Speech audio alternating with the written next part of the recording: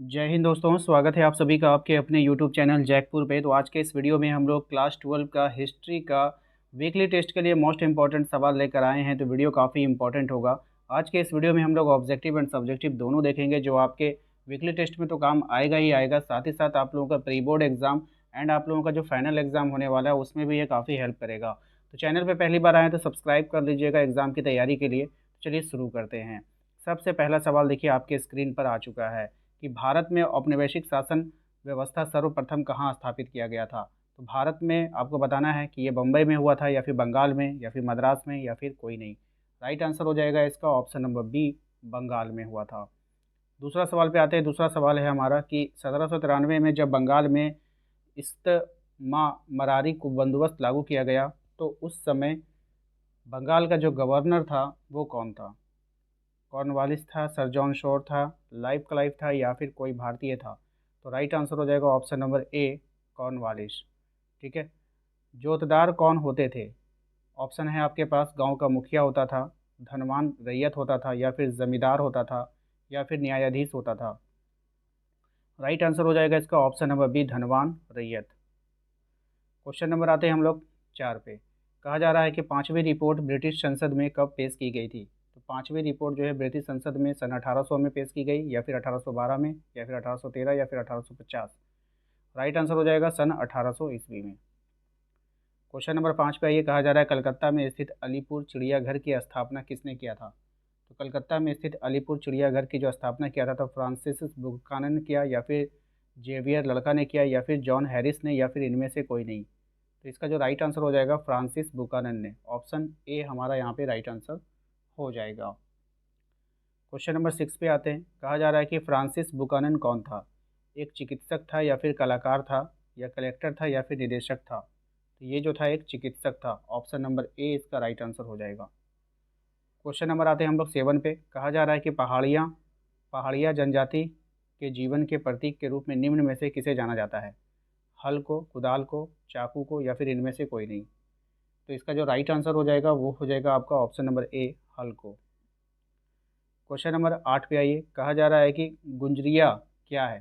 पर्वत है, नदी है, झरना है या फिर शहर है। तो ये जो गुंजरिया है ना, ये आपको बतानी है कि ये क्या है। तो ये हो जाएगा आपका पर्वत, एक पर्वत का नाम है। क्वेश्चन नंबर आते हैं 9 पे। कहा जा रहा है कि किस विद्रोह के परिणाम के रूप में संथाल परगने का निर्माण हुआ। तो कौन से विद्रोह के रूप में हुआ था। मुंडा विद्रोह, तिलका विद्रोह, संथाल विद्रोह या फिर इनमें से कोई नहीं। राइट आंसर हो जाएगा आपका मुंडा विद्रोह, ऑप्शन ए। क्वेश्चन नंबर आते हैं 10 पे। कह रहा है संथाल विद्रोह कब हुआ था। अब ये जो संथाल विद्रोह कब हुआ आपको बताना है। 1855 में, 1830 में, 1821 में, 1809 में। राइट आंसर हो जाएगा इसका ऑप्शन नंबर ए, 1855 में। ठीक है। क्वेश्चन नंबर आते हैं हम लोग 11 पे। कहा जा रहा है कि मैनचेस्टर कॉटन कंपनी का निर्माण कब हुआ था। तो मैनचेस्टर कॉटन कंपनी का जो निर्माण हुआ वो हुआ था 1859 ईस्वी में। ठीक है। नेक्स्ट सवाल है हमारा कि दक्कन दंगा आयोग द्वारा प्रस्तुत रिपोर्ट ब्रिटिश संसद में कब पेश की गई थी। तो ये जो पेश किया गया था ये 1878 में पेश किया गया था, याद रखिएगा। क्वेश्चन नंबर आते हैं हम लोग दामिन ए कोह क्या है। तो दामिन ए कोह के नाम से किसको जाना जाता है। तो संथालों की भूमि को। किसको जाना जाता है, संथालों की भूमि को। ऑप्शन ए इसका राइट आंसर हो जाएगा। अगर हम सब्जेक्टिव की बात करें तो यहाँ पे कुछ कुछ इंपॉर्टेंट सब्जेक्टिव है जिसको आप लोगों को ध्यान में रखना है। जिसका स्क्रीनशॉट लेने बोलेंगे आप लोग फटाफट स्क्रीनशॉट लेते जाइएगा। ठीक है। सबसे पहला सवाल जो है आपका उपनिवेशवाद से आप क्या समझते हैं। काफ़ी अच्छा सवाल है, तो आप लोग इसका स्क्रीनशॉट ले लो। ठीक है। उसके बाद अगर आप देखेंगे तो यहाँ से आप लोगों को ऑब्जेक्टिव बनाकर पूछ सकता है कि हल और कुदाल के बीच संघर्ष का क्या आशय है। तो संथाल और पहाड़ियों के बीच की लड़ाई। ठीक है, याद रखिएगा। बेनामी शब्द का शाब्दिक अर्थ क्या होता है। तो गुमनाम। अमला कौन था ये भी याद रखिएगा आप। तो राजस्व इकट्ठा करने के समय जमींदार का एक अधिकारी जिसे आमतौर पर अमला कहते थे। ठीक है।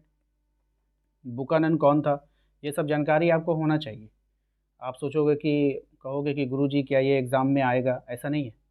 आप अगर पढ़ाई कर रहे हो बाबू तो आपको ये बुकानन के बारे में कुछ कुछ छोटी छोटी बातें हैं जो आपको जानकारी होनी चाहिए। सिर्फ रट्टाफिकेशन करने से नहीं होगा। फ्रांसिस बुकानन एक चिकित्सक था, एक डॉक्टर था जो भारत आया था। बंगाल चिकित्सा सेवा में 1794 से 1815 तक कार्य किया। अब आपसे ऑब्जेक्टिव में पूछ लेगा कि बताइए कि बुकानन का कार्यकाल कितना से कितना था। तो 1794 से 1815। बात समझे ना। तो थोड़ा बहुत जानकारी तो आपको होना ही चाहिए, नहीं होगा तो फिर दिक्कत हो जाएगा। ठीक है।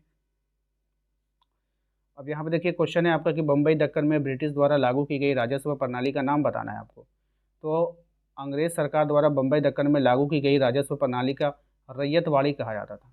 ठीक है। क्वेश्चन में अगर आपसे पूछ लेकर रैयतवाड़ी क्या था, तो राजस्व प्रणाली का एक नाम था, है कि नहीं। या क्वेश्चन में आपसे सिर्फ इतना ही पूछे कि आप बताइए राजस्व प्रणाली, बंगाल के राजस्व प्रणाली का नाम क्या था, तो रैयतवाड़ी था। तो ये सब आपको क्लियर होना चाहिए। बंगाल के अस्थायी भूमि बंदोबस्त की दो विशेषताएं आपको लिखना है। जमींदारों को लगान वसूल के साथ साथ भू स्वामी के अधिकार भी प्राप्त हो गए थे। ठीक है, ये पहला हो गया। दूसरा देखिए, खासकर दिए गए हो जाने वाले लगान की राशि को निश्चित कर दिया गया, जिसे अब बढ़ाया नहीं जा सकता था। ये मतलब फिक्स कर दिया गया था। इसको छोड़ दीजिए, आप उसको जो इम्पोर्टेंट बताते हैं, ये काफ़ी इम्पोर्टेंट है। बंगाल और बिहार में अस्थायी बंदोबस्त शुरू करने का श्रेय किसको जाता है, तो लॉर्ड कॉर्नवालिस को जाता है। ईस्ट इंडिया कंपनी की स्थापना कब हुई थी, सन 1600 में। ये काफ़ी इंपॉर्टेंट है, बार बार एग्जाम में आता है, तो याद रखना है। ठीक है। सूर्यास्त कानून से आप क्या समझते हैं, इसका स्क्रीनशॉट आप लोग ले लेंगे और एक बार ज़रूर पढ़ लीजिएगा। झूम की खेती से आप क्या समझते हैं, स्क्रीनशॉट लेकर के इसको एक बार ज़रूर पढ़ लीजिएगा। ठीक है, ये काफ़ी इंपॉर्टेंट है। अस्थायी बंदोबस्त से आप क्या समझते हैं, इसके प्रमुख विशेषताएं लिखना है आपको। काफ़ी अच्छा सवाल है, थोड़ा लंबा है, लेकिन आप लोग इसका स्क्रीनशॉट ले लीजिए 2-3 भाग में। पहला स्क्रीनशॉट आप यहाँ पे लेंगे, यहाँ से लीजिए। ठीक है, इसमें आपको क्वेश्चन भी दिखेगा। दूसरा स्क्रीनशॉट आप जो लेंगे वो यहाँ से लेंगे, यहाँ से लीजिए। ठीक है। और तीसरा स्क्रीनशॉट आप फिर से ले लीजिए, ताकि एक भी सवाल आपका छूटने ना पाए। ठीक है। इस क्वेश्चन का आप लोग स्क्रीनशॉट लेंगे। शाहूकारों के खिलाफ दक्कन में रैयत गुस्से में क्यों थे। ठीक है, आप लोग सबसे पहला स्क्रीनशॉट यहाँ पे लेंगे। ठीक है, क्वेश्चन के साथ ले लीजिए। उसके बाद दूसरा स्क्रीनशॉट आप यहाँ पे फिर से ले लीजिए, ताकि आपका सवाल छूटने ना पाए। उसके बाद मिला करके आप लोग इसको लिख लेंगे। क्वेश्चन नंबर 6 पे आ रही है जी। ग्रामीण बंगाल में बहुत से इलाके में जोतर एक ताकतवर हस्ती, ये छोड़ दीजिए आप। ठीक है, ये इंपॉर्टेंट नहीं है। अब जो सबसे इम्पोर्टेंट बनेगा, संथाल विद्रोह के कारण और परिणामों को लिखना है। ठीक है, एक तरह के संथाल विद्रोह पर आपको टिप्पणी लिखने के लिए बोलेगा। ये काफ़ी इम्पोर्टेंट होता है। आप लोग जो यहाँ पर सबसे पहले इसका स्क्रीनशॉट लीजिए, इसको आपको लिखना होगा। ठीक है, पूरा पढ़ लीजिएगा। उसके बाद आपको क्या करना है, संथाल विद्रोह के कारण क्या रीज़न था, उसका थोड़ा बहुत कारण भी आपको देना। तो पहला स्क्रीनशॉट यहाँ पे मारिए और दूसरा स्क्रीनशॉट फिर से ले लीजिए। ठीक है, यहाँ पे ले लीजिए, ये आपका दूसरा स्क्रीनशॉट हो जाएगा।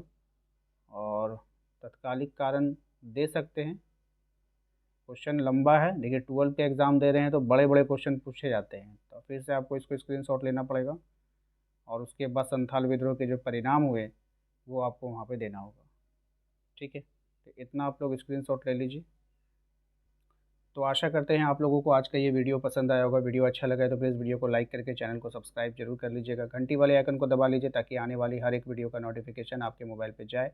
मिलते हैं नेक्स्ट अगले वीडियो में। Thank you.